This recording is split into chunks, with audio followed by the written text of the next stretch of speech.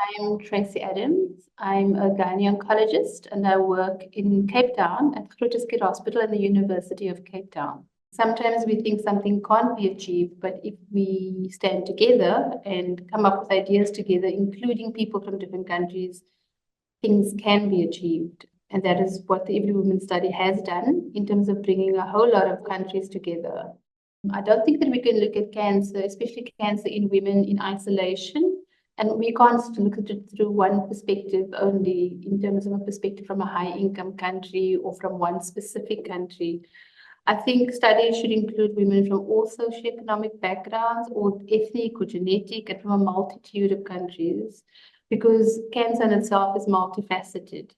Add the dynamic of being a woman and being a caregiver, to kids or to elderly parents. So we also need to remember that the policies of countries differ. So you can't use one perspective. The financial support differs, the diagnostic tests and treatments differ, and what is available. And so support women receive may also differ in terms of culture and what people believe in. So my name is Basil Rifki Abdel Fattah. I am an assistant professor of surgical oncology and gynecological oncology in Oncology Center, Mansour University. Patient experience is the cornerstone, as you know, that's the heart of all the medical practice is the patient care. And everything should be patient-centered and prioritization of the patient care rather than what we as doctors or physician or surgeon would like to do. So putting the patient in the context of a clinical trial and the studies, really, I see this is simply the heart of medical practice. Diversity in patient care in between different regions, in between different cultures, in between different resources, this should be thoroughly discussed. This should be thoroughly studied. So simply we can't replicate what the guidelines and the evidence and the standard of cares in a place or in a region or in a society and then replicate it in another region. That's why we have to see the difference in everything, in the resources, in the cultures, in the religious backgrounds, in the financial aspects, and even how the patient look for the importance of life. We have to study all of this. We have to inform all our health practitioners that the patient is the core of our work. Simply, we work for the sake of the patients. So studying this diversity, seeing what's happening in South America, what's happening in Africa. Africa is very large, for example. So what's happening in Egypt is totally different from what's happening in South Africa or in Sub-Saharan Africa, for example. Seeing the resources, bridging the gap, trying to give the minimum standard of care for them. I believe this is a very, very valuable story. I am Dilara Kaidarova, Kazakhstan Chief Oncologist, Director of Kazakh Institute of Oncology and Radiology. I am from Kazakhstan, Almaty. At the same time, I am gyn oncologist. The diversity of patients' experience data is very useful and important and may depend on their age, the stage of the disease, geography, and the availability of resources in each country or region. In many countries with limited resources, the main attention is paid to treatment, but we should also not forget about the psychological state of the patients. This will allow us to study their inner world more deeply and prescribe individual treatment for them. During the Every Woman study, we heard about problem of organizations of cancer care in our country. And during last 6 months, we installed the green corridor, and our oncology can put diagnosis during 30 days.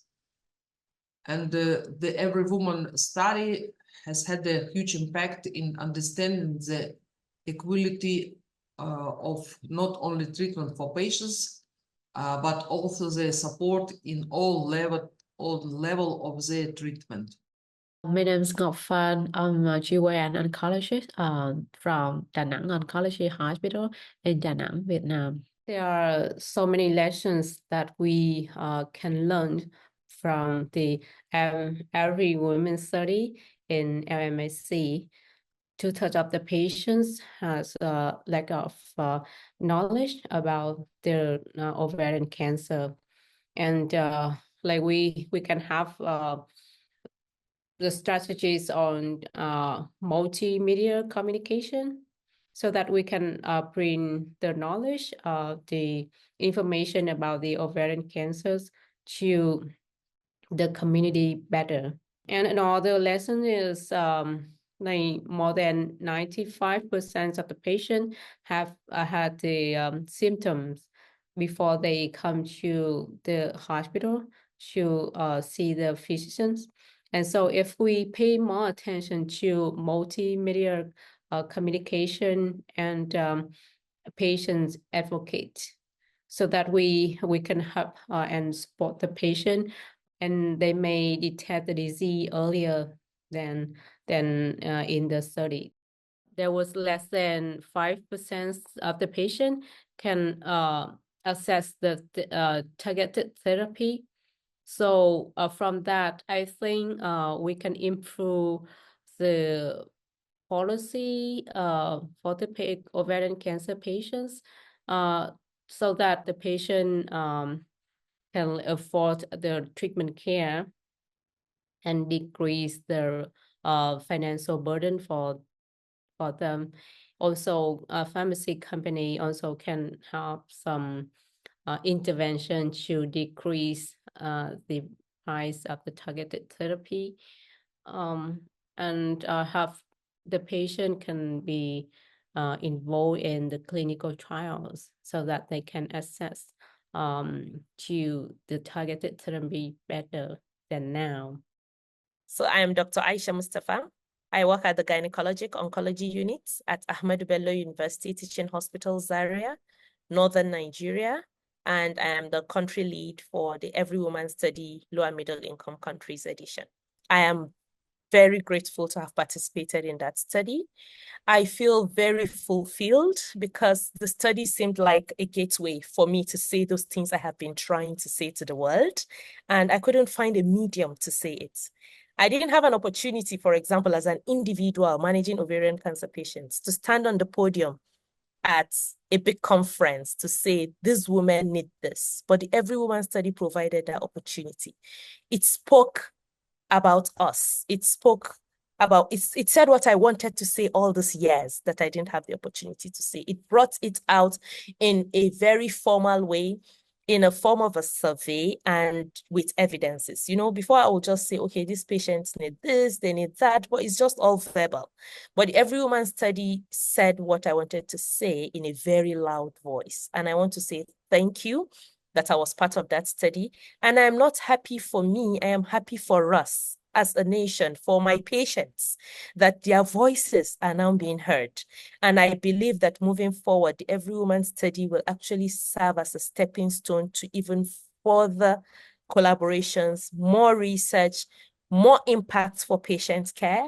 And I actually see it opening doors for even our policymakers in Nigeria to recognize ovarian cancer as a huge burden and begin to listen. Before, nobody talked about ovarian cancer in my country before the Every Woman Study. But as we speak, policymakers are getting interested. They're not just getting interested, they are signing memoranda of understanding for genetic testing for ovarian cancer. So, I mean, it's been just a couple of years, but the impact has been so enormous. So I just want to say thank you. And I honestly look forward to even further collaborations to see that, yes, ovarian cancer will not be as abysmal as it currently is in my country. Thank you.